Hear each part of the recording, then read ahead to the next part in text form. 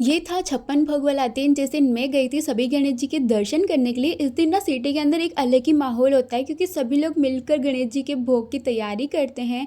सभी लोग घर से कुछ ना कुछ पकवान बनाकर लाते हैं या फिर कुछ ना कुछ गणेश जी के लिए बाहर से लाते हैं। फिर छप्पन भोग का भोग लगाया जाता है और फिर वही प्रसाद में सभी लोगों में बाँटा जाता है।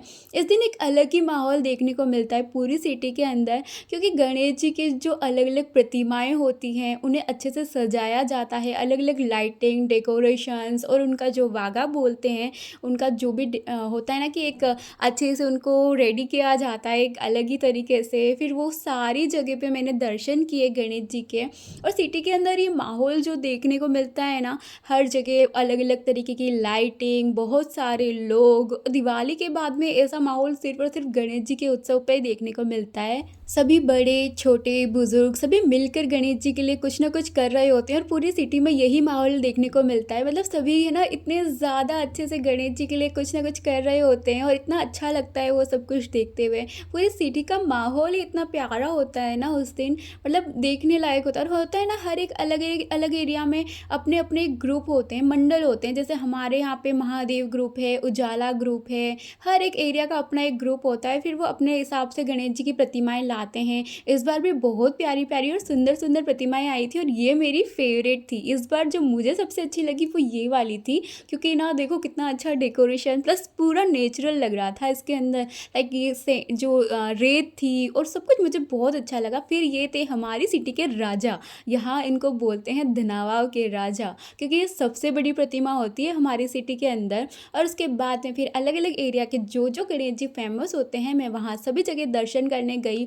वैसे तो पूरी सिटी के अंदर करीब 300-400 मूर्तियाँ होती हैं, लेकिन जो मेन होती हैं वो सिटी के मेन एरिया में ही होती है और सभी अलग-अलग ग्रुप के द्वारा वो लाई जाती हैं। अब ये पूरी सिटी का माहौल आप देख सकते हो कि बिल्कुल दिवाली के जैसा लग रहा है, लेकिन दिवाली के बाद सच में ऐसा माहौल आपको गणेश उत्सव पे ही देखने को मिलता है। मैंने पूरा एरिया इतने अच्छे से घूमा और अलग-अलग जगह पे अलग-अलग भोग लगे हुए थे गणेश जी के लिए। सभी लोग अपने-अपने घर से कुछ ना कुछ बना के ला रहे थे, वो सबसे अच्छी चीज़ थी। मतलब देखो ना कितना प्यारा माहौल था, लेकिन छोटे बच्चे सबसे ज़्यादा एक्साइटेड लग रहे थे और ये आंटी थे ना, ये अपने हाथों से कुछ बना के ले आए थे गणेश जी के लिए, फिर वो लगा रहे थे, उनको खिला रहे थे अपने हाथों से। और ये बच्चे तो मतलब बार-बार भोग को छेड़ रहे थे, तो आंटी ने बोला कि बच्चों जब तक गणेश जी को भोग ना लगा दिया जाए ना, तब तक इनको हाथ नहीं लगाना, ठीक है? गणेश जी पहले खा लेंगे फिर सबको बाँटा जाएगा। फिर यही सब चीज़ें आगे देखते हुए मैं गणेश जी के दर्शन करने और आगे निकली। सिटी के यहाँ पे एक अलग ही तरीके की मूर्ति थी। यहाँ माता रानी थे साथ में और मगरमच्छ के ऊपर बिठाए हुए थे गणेश जी को। फिर ये छोटी-सी प्रतिमा थी, यहाँ पे पूरा कृष्ण भगवान वाला लुक दिया हुआ था। यहाँ पे भी सारी तैयारियाँ चल ही रही थी। मैं गई थी करीब 9:30 बजे के आस-पास, तो उस टाइम पे तैयारियाँ चल रही थी। रात को भोग लग जाता है, करीब 11 साढ़े 11 बजे के आस-पास गणेश जी को भोग लगा दिया जाता है। उसके बाद में लोगों में वो प्रसाद बाँट दिया जाता है। ज़्यादा वक़्त नहीं हुआ था, इसलिए मैंने आराम से सारे गणेश जी के दर्शन किए और उसके बाद में फिर मुझे लगा कि अब थोड़ा-सा और आगे जाना चाहिए, थोड़ा-सा आउटसाइड जाना चाहिए जो सिटी का एरिया नहीं है। जैसे कि होते हैं ना अलग-अलग एरिया में भी अलग-अलग छोटी-छोटी जगह होती हैं जहाँ पे अपने हिसाब से गणेश जी बिठाए जाते हैं। तो मैंने और भी एरिया देखे, लेकिन वहाँ पे थोड़ा-सा मुझे ऐसा लग रहा था कि लाइटिंग वग़ैरह कम है, तो मुझे सही नहीं लगा।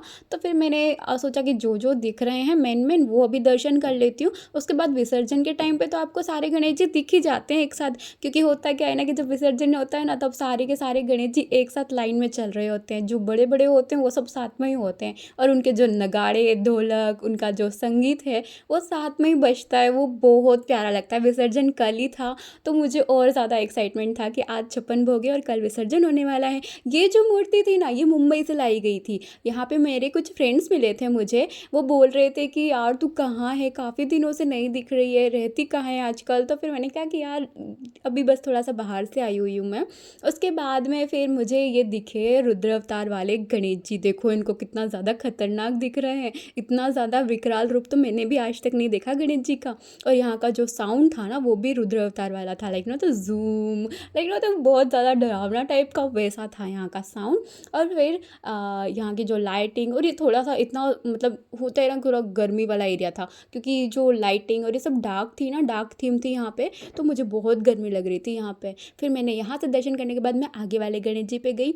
यहाँ पे जो सुंदर से गणेश जी थे, ये गणेश जी थे काफ़ी प्यारे, कितनी प्यारी लाइटिंग थी यहाँ की, कितना अच्छा डेकोरेशन था, मतलब काफ़ी प्यारे-प्यारे गणेश जी लग रहे थे ये। फिर यहाँ पे मैंने मतलब बात करी तो उन्होंने कहा कि यहाँ पे 56 भोग के साथ-साथ आपको भंडारा भी यहाँ पे किया जा रहा है, तो आप भी रुक जाओ, खाना-वाना खा के जाना। पर मेरा फ़ास्ट था, मैंने फ़ास्ट रखा हुआ था तो मैंने नहीं खाया खाना और फिर मैंने कहा कि मैं नेक्स्ट टाइम कभी भी आऊँगी तो प्रसाद लेकर जाऊँगी। और फिर मैंने यहाँ पे दर्शन करके आगे निकली। यहाँ पे जो पब्लिक थी देखो कितनी ज़्यादा पब्लिक थी। फिर मैंने अपने लिए फलाहार की खिचड़ी पैक करवा ली जो कि साबूदाने की खिचड़ी है। और यहाँ पे बांसवाड़ा में और भी बहुत सारी जगह हैं जहाँ पे फलाहार की खिचड़ी मिलती है, लेकिन मुझे यहाँ की बहुत अच्छी लगती है क्योंकि ये ना क्वांटिटी के साथ साथ क्वालिटी वाली खिचड़ी देते हैं, मतलब बहुत टेस्टी खिचड़ी होती है। फिर मैं आगे निकल गई घर के लिए। फिर जब मैं घर के लिए निकल ही गई थी तब मैंने सुना ये साउंड, तो मैंने सोचा क्यों ना आप लोगों को भी ये साउंड सुनाया जाए। मिलते हैं नेक्स्ट व्लॉग में, बाय।